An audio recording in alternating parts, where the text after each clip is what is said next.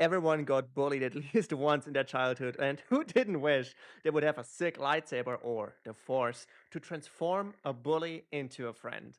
Well, what if I told you you neither need a lightsaber nor the Force to do exactly that? Hello and welcome back to the Convincers Club, your number one secret weapon on all things persuasion. My name is Adam Nasser, I'm your host, and today we'll talk about a very sneaky trick to subconsciously, without any notice, transform even the most die-hard hater into a powerful friend. This technique really hits home because I was bullying victim number one like pretty much all my childhood, and I had no clue what to do. I mean, I'm autistic. I'm born without any kind of social skills or intuition or anything. I had to teach myself all those skills. And when you have to learn basic human skills that most people are born with, you just get a different perspective, you know? I noticed that there are ways to influence people before you even say a word without saying it directly. That technique alone helped me to really switch things around. Like, I could transform some bullies even into close friends or strong supporters.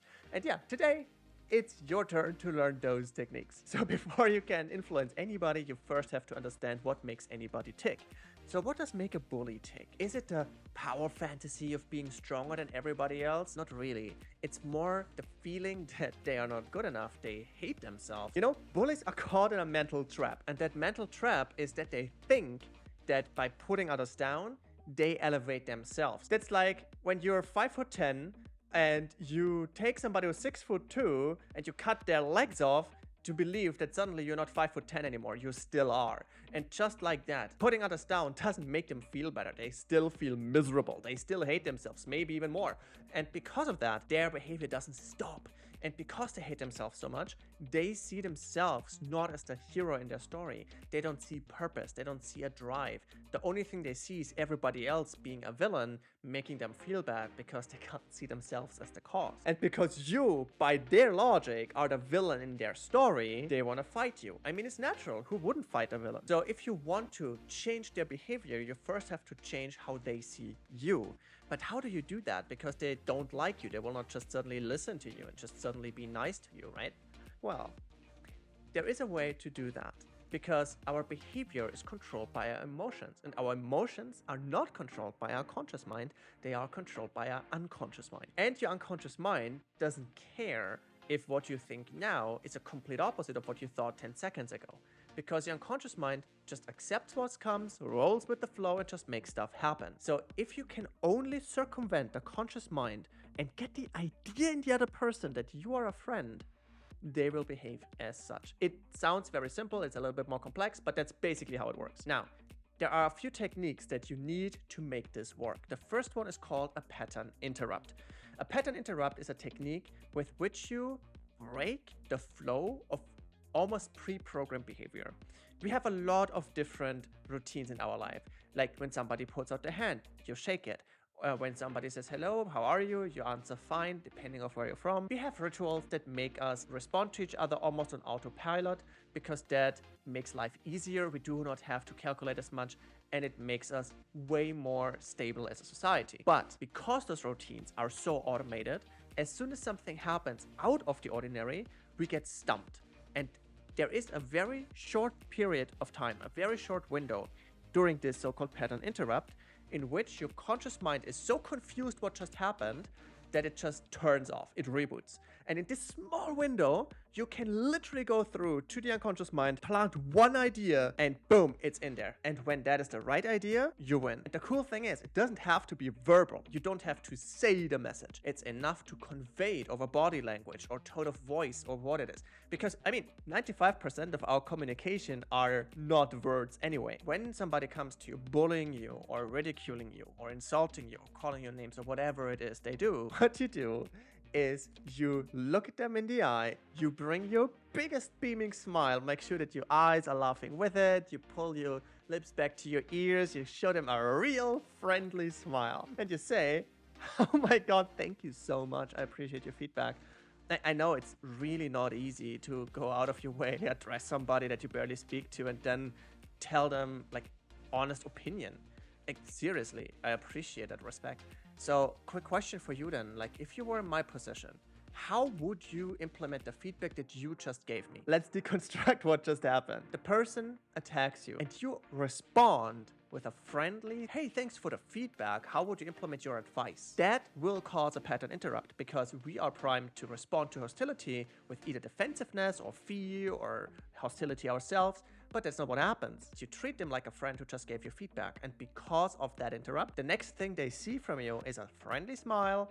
I thank you for the feedback, basically telling them you did not attack me. You gave me feedback. And who does give feedback? Who is friendly? Whom do you thank? Enemies or friends? And it is literally like that in the unconscious mind. It's like, we just got thanked, so we probably are their friend. Because the unconscious mind doesn't think that complex. It doesn't care. Even though they will not just magically say, oh, hello, friend. The seed is in. They will not be able to continue like normal because you derailed them. So one of two things will happen. They either will actually give you more feedback and give you a tip, and then you just say, thank you, you implement it, maybe it helps you, and maybe even buy them a drink as a thank you. Or they will try to restart the old behavior and try to get back at it. And then you just do it again. And it's like, all right, I still don't get it. Can you be more specific? Like, I would really love to have like a example that gets it a little bit more. I mean, you probably took some time to really think about this. So can you give me a little bit more precise advice here? Again, same thing. They might give you real advice and we're just not articulate enough to express it before. Or they try to ridicule again and even say like, no, I'm not your friend. I don't want to help you. I'm not giving you feedback. Fuck you. Here's the next technique that you want to use on this. It's called a frame war. And a frame war always happens when people with different viewpoints of reality clash. Because a frame is the way you specifically see the world, what you believed a world to be. For example, let's say you have two people that walk down the same street at the same time. Just the first person is terrified of dogs, got bitten by one as a child, afraid of every dog there is, no matter how big or small. The second person grew up around dogs on a farm. He loves dogs, has dogs at home, has multiple dogs himself, loves dogs, best thing ever. Both people see a dog in front of them at the same time, same street. First person will feel terrified and think, oh my God, I have to switch the side of the street. Like I have to go down a different street. I can't go on. It's like horrible. The other person is like, oh my God, hey buddy, how are you? It's like beautiful start of the day or whatever, right? That is a huge difference in frame.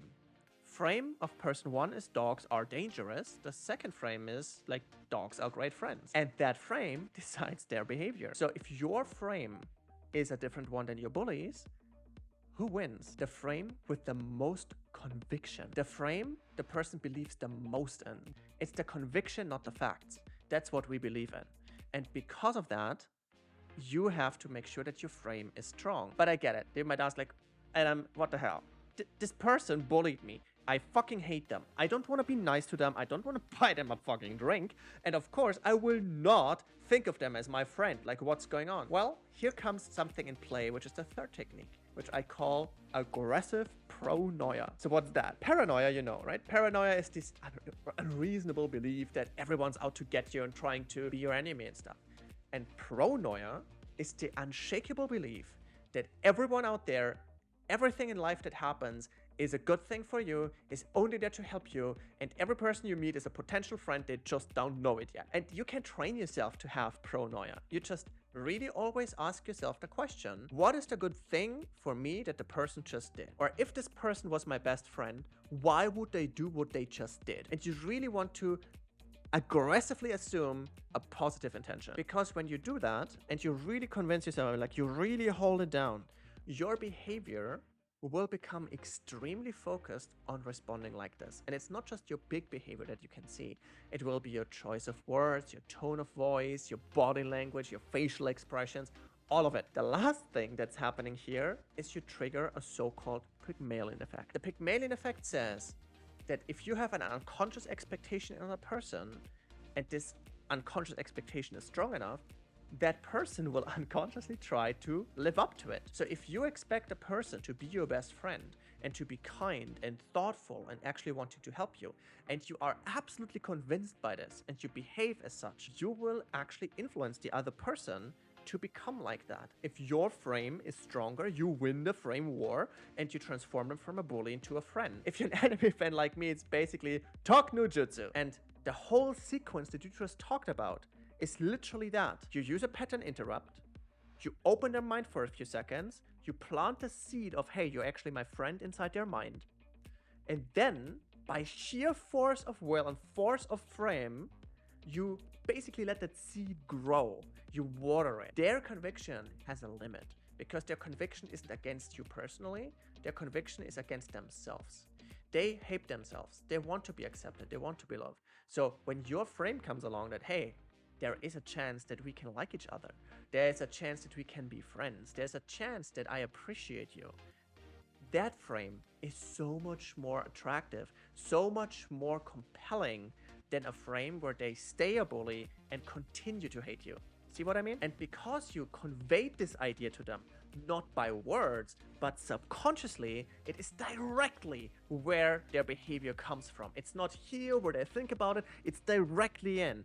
It's almost like a Trojan horse where you like sneak into the city, all like sneak by the guards, and then boom, you take it over from the inside. And if you're not 100% sure if this will work for you or you want to have some proof, sure, here you go. I had a client once, and she was a massage therapist, and she had this colleague that was insanely jealous of her looks, of how the people talk to her and so on. And so that colleague ridiculed you. Oh, you're ugly, you stink, like the clients don't really like you, stop flirting with them, they won't marry you, you ugly bitch, like really crazy, right? And my client cried every single time. It was really, really bad for her. And then I taught her this technique, right? Guess what happened? Like she gets ridiculed again. Oh, you're so ugly and you can't massage for them, whatnot. And she uses this technique with everything she got, right? And this colleague is so surprised. And then she later told me in another session, right? He's like, she actually gave her tips on how to give better massages and actually gave her tips on how to be a little bit more professional. Told her that some people thought she was flirting with them even though she wasn't, and like basically helped her out. And over that, suddenly they became best friends. They became inseparable. Like hated each other the day before, next day best friends. Literally happened like that. Happened to me as well. Later, when I had my first corporate job, I was in quality management because of my hypnosis skills. I was there to improve call quality, but we had a change of management, and the new management thought we don't need quality control, nobody needs that, everything will be just fine. And so he dissolved the quality department and put me back on the service line. And what happened was the team was a little bit skeptical, right? Because is this now a spy like thing? Or if you hear something he doesn't like, does he tell the bosses? Does he have some contact with them? Like what's going on? So they didn't really talk much to me. They didn't want to say anything wrong, and so they ignored me pretty much. In this department, we only had like 30 minutes lunch break, right? And because the cafeteria was quite far away, there was this unspoken agreement that you can eat at your desk, which was usually forbidden. You just have to clean up quickly and you cannot leave your desk when your food is still there. I didn't know that because nobody told me. And so I buy my lunch, I put it there, I go to the toilet for a minute or so, come back, and my lunch is in the garbage bin. Fresh lunch in the garbage. And there is a little post-it note that says, not cleaning up your desk is forbidden, eating at your desk is forbidden. Well, you could see I was not very pleased by that. I could have seen it as passive aggressive, I could have seen it as bullying, and maybe it kind of was. But I chose to be aggressively paranoid, and so I sent an email to the whole department and said, hey guys, thank you so much, I just saw the note, thanks for cleaning up behind me, thank you for telling me, I didn't know. Unfortunately, the person who helped me out here didn't leave a name, so I can't thank you personally. But hey, in the future, if there's anything else that you want to let me know or want to help me out with, please tell me. I would love to tell you in person thank you, because I do appreciate people looking out for each other. Well, 5 minutes later, dude comes along, tells me it was him, apologizes for throwing it away, tells me what the rule is, and from that moment on, I didn't have much contact with him. I thanked him, of course, but that was it. Every time I made a mistake, and he saw it, because I was like kind of rusty on the service line and stuff, right? Every time he saw a mistake, he fixed it for me. Like he did usually when somebody makes a mistake and he sees it, he's like, yeah, hey, by the way, you made a mistake here. Here's the case of the client, go fix it. He fixed it for me. Every time. He told me that he fixed it. And when I asked him, oh, thank you so much. Like, I know you don't have to do that. Like, by the way, I can, no, it's okay. I got you. Don't worry. He always looked out for me. He always helped me out constantly. So that's 2 for 2. Search your feelings, and those bullies might not be the enemies they think they are. So I hope this video was helpful. Make sure to like, subscribe, and comment below. And hey, activate the notifications because who knows, I might make a video about a specific topic that you just need a minute. Let's say you are walking into a conversation with your boss and this conversation decides if you get promoted or fired, and 10 minutes before the meeting, I drop a video that explains how you exactly get the promotion that you wanted. You don't want to miss that. And of course, I read all your comments, so you might have a wish for a video that I make, and I'll make it just for you. You definitely want to catch that as well. So make sure to activate the notifications, tune in again next time when I make a video that might just change your life. Thank you so much for watching so far. My name is Adam Nasser, and I will speak to you very soon.